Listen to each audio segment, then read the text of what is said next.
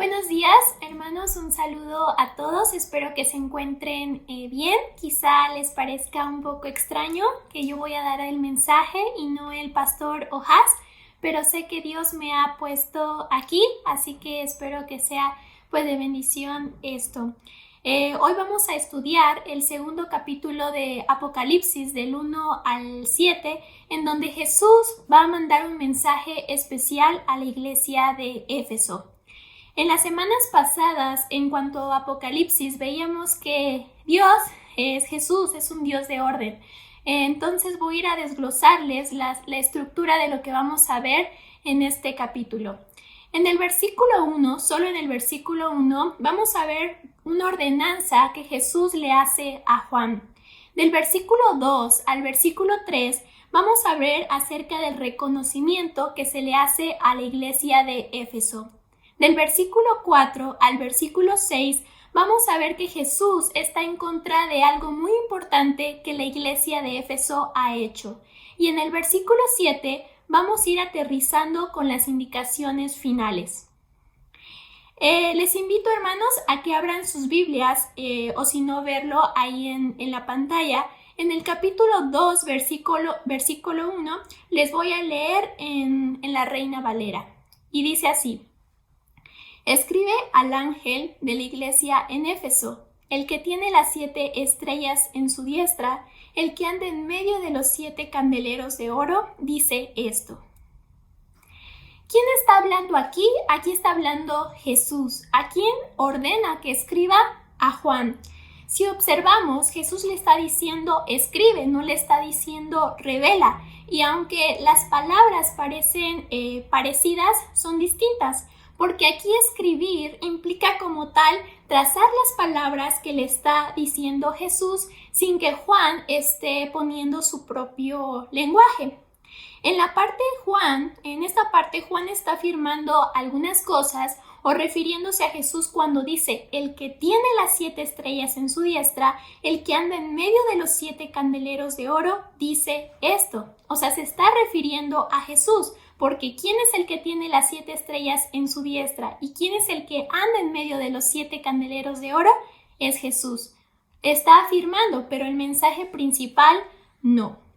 No sé si alguna vez ustedes han leído o visto una historieta, una de las más famosas, como la de Memín Pingüín o actualmente la de superhéroes. Bueno, en ellas existen unos pequeños recuadros amarillos en los que el autor da como una pequeña narración introduciendo lo que va a suceder en la historia. Pero también dentro de la historieta hay varios personajes en donde arriba se encuentran como unas pequeñas viñetas en donde los personajes empiezan a hablar y eso es como tal el mensaje.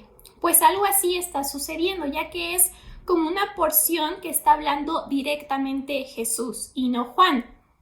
Entonces, aquí podemos ver que Jesús es la fuente del mensaje. Él es el verdadero autor. Y aquí me parece muy interesante porque hay un proceso de comunicación. Jesús le está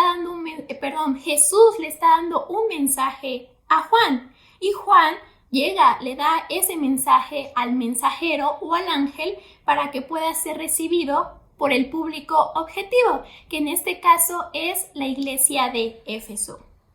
Así que analizando esto, podemos ver que su palabra es clara y su palabra es íntegra, porque da un mensaje que llega íntegro, que llega intacto a la iglesia, a pesar de tener pues mucho recorrido. Juan obedece a la indicación de poder escribir porque en los anteriores versículos vimos que Jesús se acercó personalmente a Juan y le dijo quién era. Le dijo que era el creador, le dijo que era el arquitecto, le dijo que era el principio y el fin, el que estaba vivo, el que es eterno, el que tiene en sus manos las llaves de la muerte. Por eso Juan se refiere a Jesús como aquel que tiene las 7 estrellas en su diestra, el que anda en medio de los 7 candeleros de oro. Jesús ya nos dijo quién es Él, ¿no? Así como a Juan, por lo cual, pues nosotros deberíamos actuar de la misma manera. ¿En qué aspecto? En el aspecto de obedecerle, ¿no? Lo que nos enseña que el hombre depende de Dios, nosotros dependemos de Dios. Lo que dice Jesús se hace, y esto también revela una parte de su personalidad, de su carácter. Es cierto que este mensaje es dirigido a una iglesia, pero ¿quién es Éfeso? Si nosotros vamos a investigar, vamos a estudiar el contexto de quién es Éfeso, en la pantalla les voy a mostrar el mapa en donde se ubica, que es una ciudad sobre la costa occidental de Asia Menor, en donde ahora se conoce como el extremo occidental de Turquía. Y es interesante ver cómo es el recorrido, porque primero está Éfeso y por último la Odisea, que es como Jesús va dando los mensajes. En Éfeso tenían un templo dedicado especialmente a una de sus diosas, Artemisa o Diana, y era una ciudad famosa por la gran cantidad de magos y hechiceros que existían en ese lugar. Era considerada una ciudad pagana y una ciudad idólatra. Fue en ese mismo lugar cuando Pablo y sus compañeros presenciaron un alboroto. Si ustedes pueden más adelante verlo en Hechos 19:26, debido a que un platero llamado Demetrio, que hacía templecillos para esa diosa Diana, estaba en contra de las palabras de Pablo, porque les estaba diciendo a los de Éfeso y también a gran parte de la población de Asia que no eran dioses los que se hacían con las manos, pero sobre todo porque eso le estaba afectando al negocio de estas personas y no querían que nadie se metiera o que estuvieran en contra de Diana. En el capítulo 1 veíamos que las 7 estrellas que tenía en su diestra, por otra parte, son sus ovejas, lo que veíamos que somos nosotros. En el Antiguo Testamento las estrellas eran importantes. ¿Por qué? Porque representaban una guía, representaban una ubicación, representaba a dónde tenían que ir, a dónde tenían que dirigirse. Y en Mateo 2:2, si recuerdan, los magos llegaron justo a donde había nacido Jesús. ¿Por qué? Porque siguieron a la estrella. Y también habla acerca de los 7 candeleros de oro que también se mencionan, que son mensajes que Jesús da especialmente a cada iglesia. ¿Recuerdan lo que dice Hebreos 1?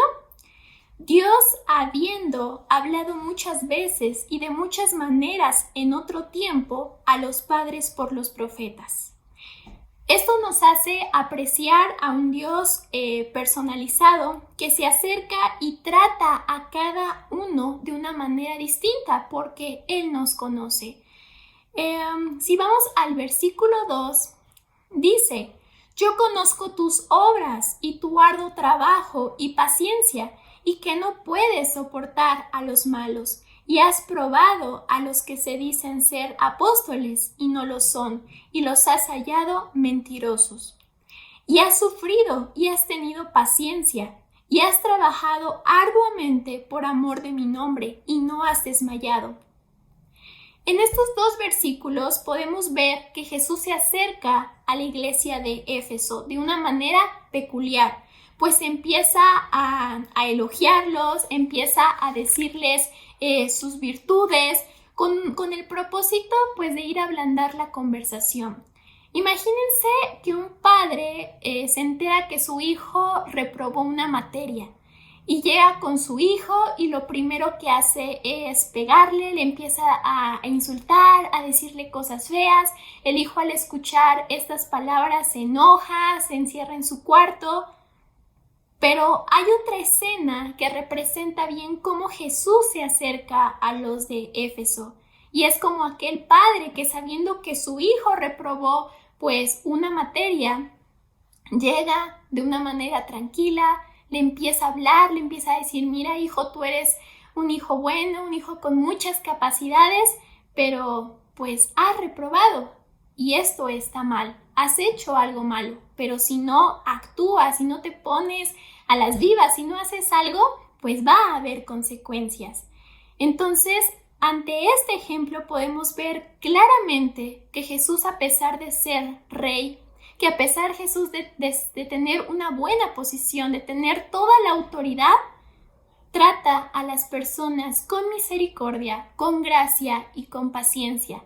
Así es como estaba tratando a los de Éfeso, y pues también Él nos trata a nosotros así. En la parte que les dice Jesús, yo conozco tus obras, la iglesia no estaba haciendo obras por hacer, porque ellos conocían de Dios, ellos conocían a su Señor, estaban trabajando arduamente, y también algo que les reconoce es que tenían paciencia. Aspectos que sí están en la Biblia y aspectos que pues sí le agradan a Dios. No sé si has visto cuántas obras hacen los católicos. De hecho, hacen muchas obras que sí son buenas, pero pues la mayoría no lo requiere la Biblia. Lo hacen de una manera extra, como, no sé, poner veladoras, como la primera comunión, como hacer fiestas, como poder rezar el rosario. Pero aquí la iglesia de Éfeso sí está haciendo algo de lo que tiene que hacer, ¿no? También como no tolerar a los malos. Si vemos en el contexto, principalmente en 1 de Timoteo 1:3, dice: como te rogué que te quedases en Éfeso cuando fui a Macedonia, para que mandases a algunos que no enseñen diferente doctrina, ni presten atención a fábulas y genealogías interminables que acarrean disputas, más bien que edificación de Dios, que es por fe. Así te encargo ahora.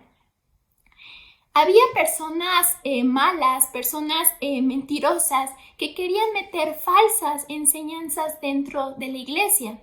Y Pablo lo sabía bien que eso estaba pasando, por eso les advertía siempre en sus cartas que tuvieran cuidado. Y hablando de Pablo, Pablo fue uno de los que invirtió mucho tiempo de evangelización en Éfeso. De hecho, les escribió una propia carta especial dirigida hacia ellos, en donde les motivaba a que conocieran del Mesías, a que anduvieran como es digno del llamamiento con el cual fueron llamados, que se despojaran del viejo hombre, que fueran imitadores de Dios, que se revistieran de la armadura de Dios para que pudieran pues estar firmes contra las acechanzas del diablo y entre otras cosas. Por esta parte, ellos, los de Éfeso, estaban haciendo un buen trabajo, porque pues sí, no habían desmayado.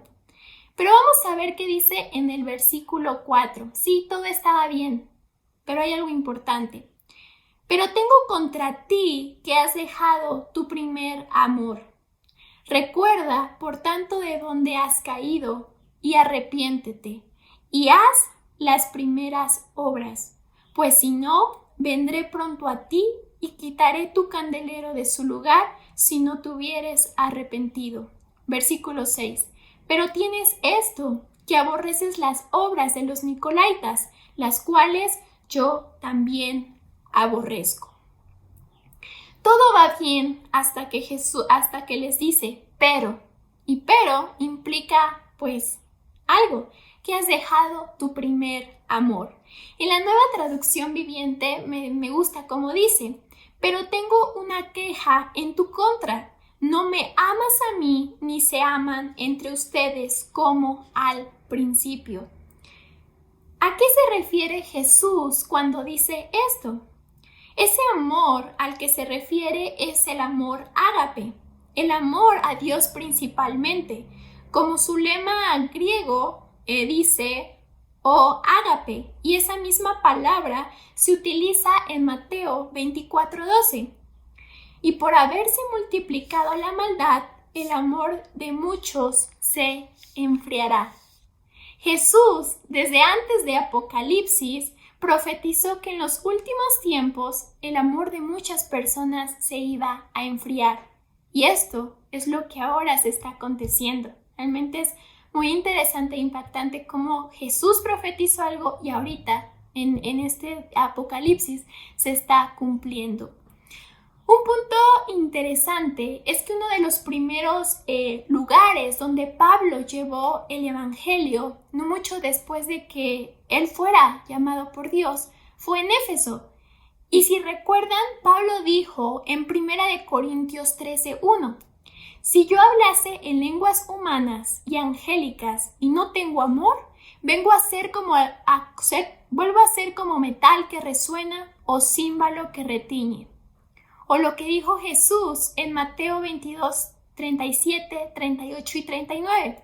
Jesús le dijo, amarás al Señor tu Dios con todo tu corazón y con toda tu alma y con toda tu mente. Este es el primero y grande mandamiento. Y el segundo es semejante. Amarás a tu prójimo como a ti mismo. La iglesia dejó su primer amor. No dice que lo olvidó. Cuando dejamos algo, significa que sabemos dónde lo dejamos. Y ante esto, sí existe una gran problemática en el hombre. Y es que el hombre suele olvidar su origen, suele olvidar la base de su amor, porque su mirada está puesta en cosas externas, que sí son buenas, pero que no es lo más importante o lo más primordial. Hermanos, quisieran memoria de qué es lo que ustedes querían hacer en ese momento cuando aceptaron a Cristo como su único y suficiente Salvador. Cuando tuviste tu primer encuentro con Jesucristo, ¿qué es lo primero que querías hacer? Muchas personas pues quizá querían leer toda la Biblia, querían escuchar todos los días o cada ratito solamente música cristiana, estar en un ministerio, bautizarte, estar en todas las actividades que hacía la iglesia. Y esto quizá es lo que antes estábamos dispuestos a hacer como un reflejo de lo especial que era tener a Cristo en nuestras vidas. Pero ahora, ¿qué cosas están revelando que hemos dejado nuestro primer amor?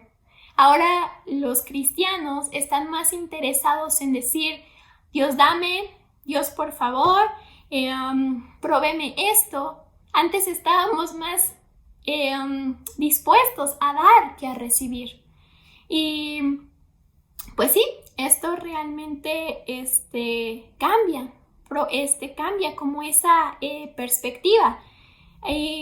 Pues ahora puede quizá darnos flojera, ¿no? Decidir, bueno, pues quizá un día voy, otro día voy, ¿no? Pues ahora solamente escucho música cristiana cuando voy los domingos en la alabanza y eso cambia, ¿no? ¿Cuánto de esto no nos ha pasado a nosotros? Y es interesante cómo en Efesios 1:15 Pablo les está diciendo, por esta causa también yo, habiendo oído de vuestra fe en el Señor Jesús y de vuestro amor con todos los santos. Eso les estaba diciendo en Éfeso. Pablo estaba reconociendo que ellos estaban amando a los hermanos en Cristo, pero ahora ya no lo están haciendo como al principio. Y eso también es preocupante, porque ahora hay creyentes que pues se fijan más en cómo es la persona, en cómo viene, en cómo se comporta y el chisme se empieza a generar eso, en lugar de poder mostrar un amor hacia ellos como al principio. Hermanos, vuelvan a hacer aquello que hacían antes cuando se enamoraron por primera vez de Cristo. Eso quería Jesús para la iglesia de Éfeso y también nos lo dice a nosotros. En el versículo 5, Jesús es en verdad tan misericordioso porque les dice que tienen que hacer 3 cosas. Recuerda, arrepiéntete y haz las primeras obras. ¿Sí? ¿Has perdido tu primer amor? ¿Ahora qué tienes que hacer? Recuerda, arrepiéntete y haz las primeras obras. Día a día debemos hacer estos 3 puntos. No puede haber un arrepentimiento si primero no hemos recordado. Y tampoco puede haber acciones si no ha habido un arrepentimiento verdadero. Hay gente que se queda solamente en recordar.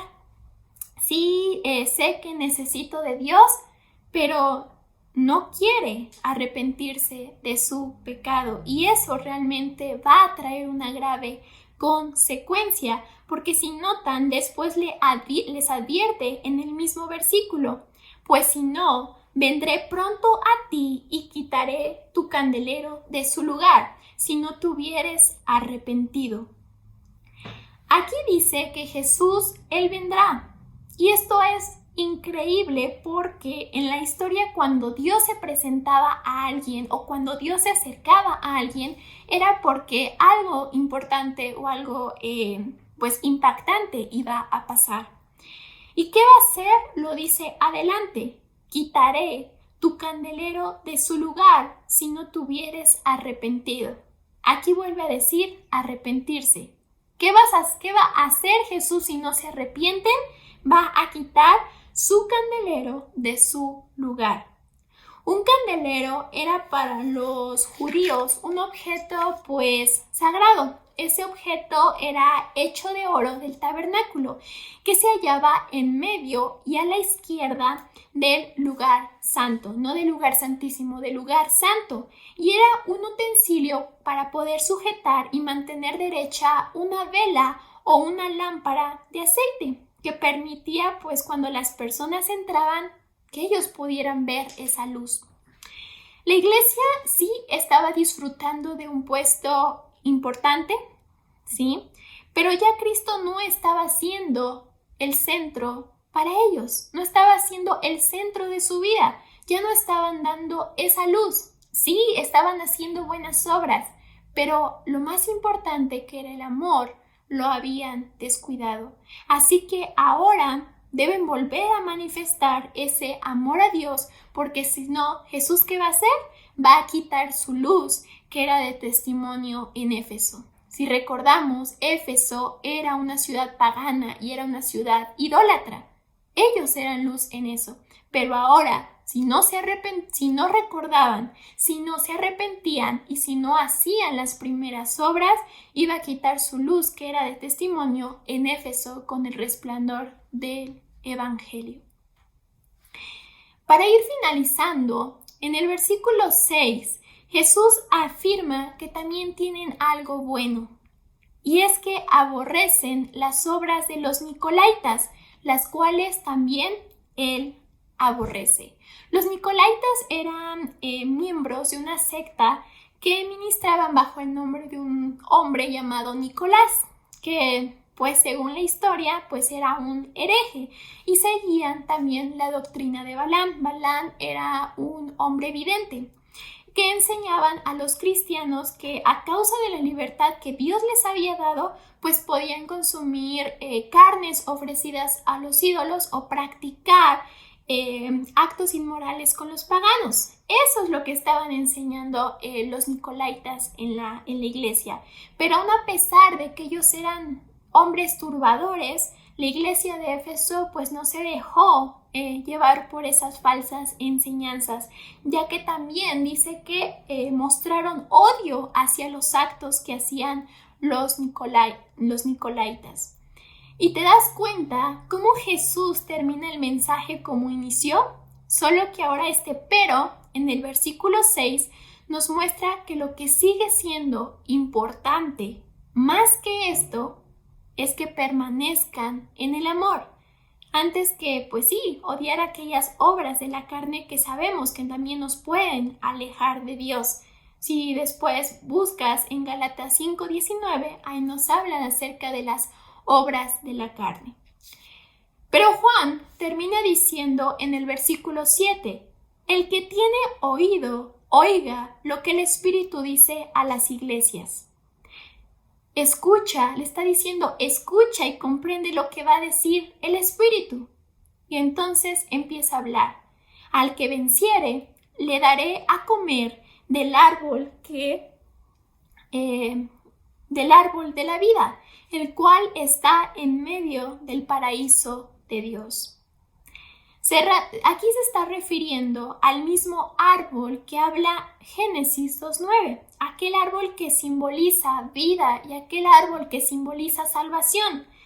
En Génesis, si recuerdan, se les prohibió comer de ese fruto. Y ahora aquí en Apocalipsis, Él está diciendo que si hacen esto, que si vencieren, Él mismo les va a dar de comer de Él. Solamente si recuerdan, se arrepienten y hacen las primeras obras. Hermanos, les invito a que podamos reflexionar en todo lo que acabamos de estudiar, que tengamos presente estos puntos, que en cada batalla que Dios va poniendo en nuestras vidas, siempre hay que hacer estos 3 pasos, para que así podamos vencer las batallas que vengan en nuestras vidas, para que podamos salir vencedores. Recuerden estos 3 pasos. Podemos hacer varias cosas en la iglesia que sí estén bien, pero si se descuida el amor, eso refleja que hay un problema en el corazón. Así que vuelvan a amar a Dios, vuelvan a amarlo como la primera vez que tuvieron ese encuentro con Jesucristo. Que también vuelvan a amar a sus hermanos en Cristo como al principio y que Él vuelva a ser el centro de nuestras vidas. Algo que la iglesia de Éfeso ya no estaba haciendo. Y también que Él es bueno a pesar de su posición, que Él es bueno a pesar de ser rey. Antes, no sé si recuerdan, Jesús se presentó como un hombre humilde y ahora Él se presenta como un rey. Y lo que dice Jesús se hace. También Jesús, otro atributo es que Jesús es un Dios personalizado, porque Él se acerca y trata a las personas de una manera distinta, porque nos conoce. El hombre suele tener atributos, suele tener deficiencias, y uno de ellos es que tenemos una mala memoria. ¿Por qué? Porque el hombre suele olvidarse de dónde venimos, de dónde nos ha sacado Dios. Y también el hombre suele ser superficial porque se fija más en las obras, en lo que es visible y no en lo que realmente es interno en el corazón. Así que hermanos, espero que puedan reflexionar en ello, puedan tomar un tiempo a solas para poder hablar con Dios, para poder meditar en cómo está su vida, si han dejado su primer amor, pero aún Dios nos da esa oportunidad para que nosotros podamos hacer estos 3 pasos. Así que hermanos, para finalizar, si me acompañan orando. Bendito Dios, gracias Padre por este día, gracias Padre por tu amor, por tu cuidado Señor, gracias por tu palabra, porque Señor, en ella podemos maravillarnos Señor de tantas cosas. Gracias Padre porque a pesar Señor de reconocer que nos hemos fijado más en las cosas externas, en hacer obras que sí son buenas, pero que hemos descuidado lo más importante, que es el amor hacia ti, Padre, el amor hacia nuestros hermanos, el amor hacia los que nos rodean. Te ruego, Dios, que nos permita siempre tener presente que en cualquier batalla, que en cualquier circunstancia podamos recordar de dónde, Señor, tú nos has sacado, de dónde hemos caído y también podamos arrepentirnos, Señor, verdaderamente y así también poder actuar, poder hacer las primeras obras, Señor, para que no vengan esas consecuencias, Padre. Te ruego por ello, Señor, cuida a mis hermanos y que podamos actuar, Señor, como tú lo quieres, que podamos ser una iglesia que muestre ese amor, que tenga ese amor, Señor, hacia ti y también que lo podemos mostrar hacia los demás. Gracias, bendito Dios, por tantos atributos que tú tienes. Gracias porque a pesar de ser rey, gracias porque a pesar de tener toda la autoridad, Dios, tú nos tratas de una manera tan buena, Señor, tan misericordiosa. Gracias, Señor, porque lo que tú dices se hace. Gracias, Dios, por tanto. En el nombre de Cristo Jesús. Amén. Gracias, hermanos, y espero que tengan un buen día a todos.